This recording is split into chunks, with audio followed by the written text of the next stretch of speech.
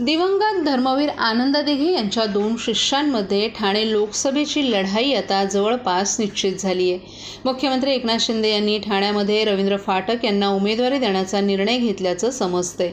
महायुतीमध्ये ठाणे मतदारसंघ एकनाथ शिंदे यांच्याकडे आला आहे. त्यामुळे ठाण्यात ठाकरे विरुद्ध शिंदे यांच्यात चुरशीची लढत होईल. ठाकरेंकडून राजन विचारे यांना पुन्हा मैदानात उतरवलं जाणार आहे, तर शिंदेंनी त्यांच्या विरोधात फाटक यांना मैदानात उतरवण्याचा निर्णय घेतलाय. शिवसेनेत फूट पडल्यानंतर ठाण्याची लढाई प्रतिष्ठतेची झाली आहे. शिंदेंच्या शिवसेनेकडून विधान परिषदेचे माजी आमदार रवींद्र फाटक यांना ठाणे लोकसभेची उमेदवारी 99% निश्चित झाली आहे. काही दिवसांमध्ये फाटक या उमेदवार शिक्कामोर्तब होईल, अशी माहिती शिंदे यांच्या शिवसेना सूत्रांकडून मिळाली. तर ठाकरेंच्या शिवसेनेचे विद्यमान खासदार राजन विचारे विरुद्ध रवींद्र फाटक अशी ही लढत होईल. रवींद्र फाटक हे मुख्यमंत्री एकनाथ शिंदे यांचे निकटवर्तीय म्हणून ओळखले जातात.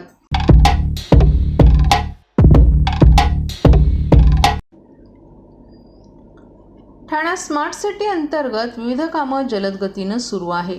त्यातच ठाणे पूर्वेकडील सॅटिसच्या महत्त्वाकांक्षी पूर्व द्रुतगती महामार्गावरील कोपरी पुलापासून ठाणे पूर्व रेल्वे स्थानकापर्यंतचा 3 किलोमीटर लांबीचा उड्डाणपूल उभारण्याचं काम सध्या प्रगतीपथावर आहे. तसंच पूर्वेकडील स्थानकासमोरील जागेवर पश्चिमेच्या धर्तीवर 6 मीटर उंचीचा एक डेक या प्रकल्पाअंतर्गत उभारला जाणार आहे.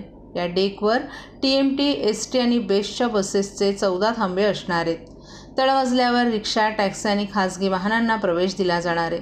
त्यानुसार कोपरी वाहतूक उपविभागाच्या हद्दीत हे काम सध्या सुरू असल्यानं आज रात्री 11 ते सकाळी 6 वाजेपर्यंत या मार्गावरील वाहतुकीत बदल करण्यात आला आहे. तसंच या दरम्यान जायचं असेल तर थोडंसं आधी जावं. जरी अपरियायी कारणामुळे जायचं असेल तरी आपला बंदोबस्त असेल आणि पर्यायी मार्ग दिलेला असून नागरिकांना कोणत्याही प्रकारचा काही त्रास होणार नाही, असं ठाणे वाहतूक पोलीस उपायुक्त डॉक्टर विनयकुमार राठोड यांनी सांगितलं.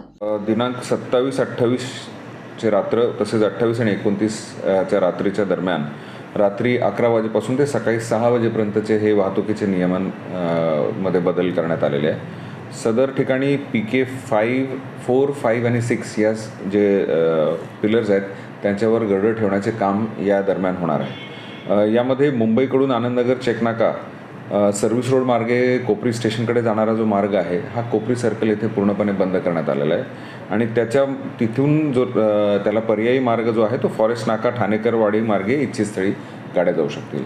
त्याचबरोबर तीनाथ नाकाकडून भास्कर कट मार्गे कोपरी सर्कलकडून स्टेशनकडे जाणारा जो रस्ता आहे तो पुन्हा बंद करण्यात आलेला आहे आणि ह्या गाड्या ज्या आहेत हे कोपरी सर्कलवरून उजवे वळण घेऊन फॉरेस्ट नाकाकडून आपल्या इच्छित स्थळी जाऊ शकतात.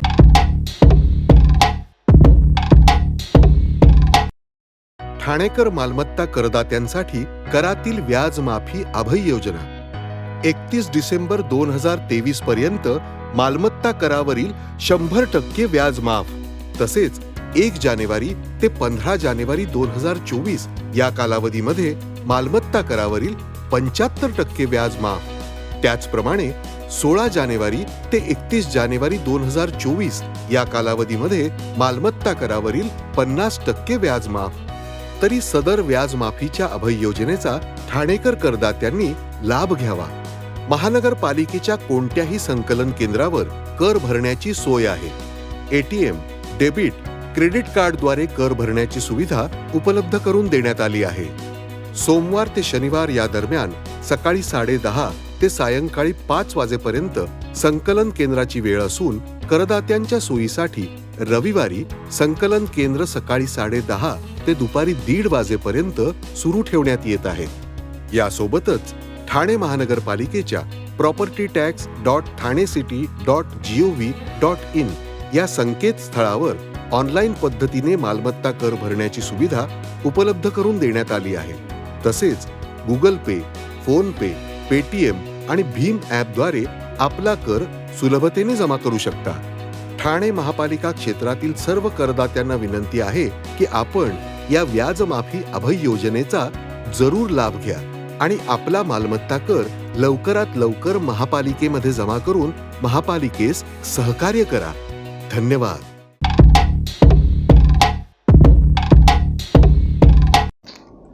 विधिमंडळाच्या अर्थसंकल्पीय अधिवेशनात काल संत गाडगेबाबा 12 बलुतेदार विकास महामंडळ स्थापन करण्याची घोषणा करण्यात आली होती. आज 12 बलुतेदारांच्या संघटनेच्या वतीनं मुख्यमंत्री एकनाथ शिंदे यांचे त्यांच्या वर्षा या निवासस्थानी पुष्पगुच्छ देऊन त्यांचे आभार मानण्यात आले. तसंच महामंडळाच्या माध्यमातून 12 बलुतेदारांना न्याय दिल्याबद्दल त्यांचं अभिनंदन करण्यात आलं. सोबत होते तसे हे 12 बलुतेदार खूप अतिशय मेहनती कष्टाळू आहेत आणि म्हणून राज्य सरकारने देखील 12 बलुतेदारांसाठी एक त्यांच्या उत्कर्षासाठी त्यांच्या उन्नतीसाठी महामंडळ केलेलं आहे.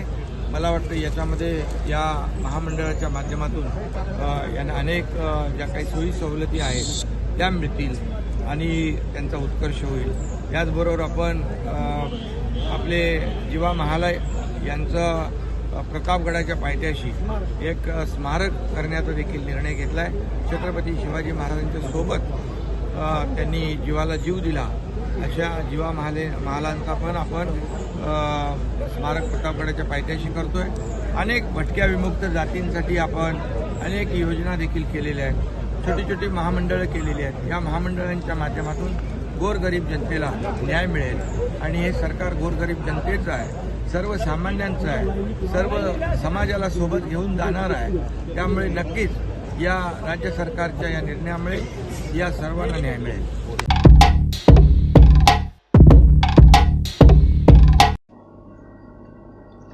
इतर भाषिक हे आपल्या भाषेवर प्रेम करतात, मग आपण आपल्या मराठी भाषेसाठी हट्ट का करू नये असा सवाल मनसे अध्यक्ष राज ठाकरे यांनी उपस्थित केला आहे.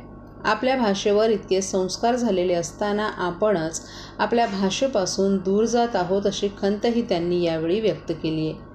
ठाण्यात मनसेच्या वतीनं मराठी भाषा दिनानिमित्त आयोजित कार्यक्रमात राज ठाकरे उपस्थित होते. त्यावेळी त्यांनी ही खंत व्यक्त केली आहे.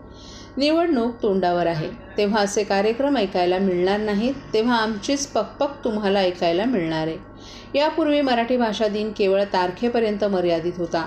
मनसेनं 2007मध्ये मराठी भाषा दिन साजरा करण्यास सुरुवात केली आणि आता सर्वच जण हाच दिन साजरा करतायत. मात्र मराठी भाषा दिन केवळ एका दिवसापुरता न राहता वर्षाचे 365 दिवस हा दिवस साजरा झाला पाहिजे असंही त्यांनी सांगितलं. इतर राज्यात अशा पद्धतीत दिवस साजरा करत असेल असं कुठं दिसत नाही. आपल्या राज्याला एक भूगोल आणि इतिहास आहे. इथे अनेक संत आणि कवी होऊन गेलेत, त्यामुळे मराठी भाषेला एक वेगळा दर्जा आहे. इतर भाषेतील अनेक चित्रपट तेलुगू इतर भाषेत डब होतात, मात्र मराठी भाषेत काही ठराविक चित्रपट डब होत आहेत. परंतु मराठीत डब झालेले चित्रपट आपण आवर्जून पाहतो. आपणच मराठीवर प्रेम करायला हवं असंही त्यांनी सांगितलं. रवींद्रनाथ टागोर यांनी अनेक साहित्य लिहिले, मात्र त्यांनी ते बंगाली भाषेत लिहिले. त्यांना मॅगसेसे पुरस्कार मिळाला. सत्यजित रे यांना अमेरिकेनं ऑस्कर पुरस्कार दिला. त्यांनी आपली भाषा कधी सोडली नाही असंही त्यांनी यावेळी नमूद केलं. मराठी भाषेत अनेक चित्रपट येत आहेत, मात्र त्यात बदल होणंही गरजेचं आहे.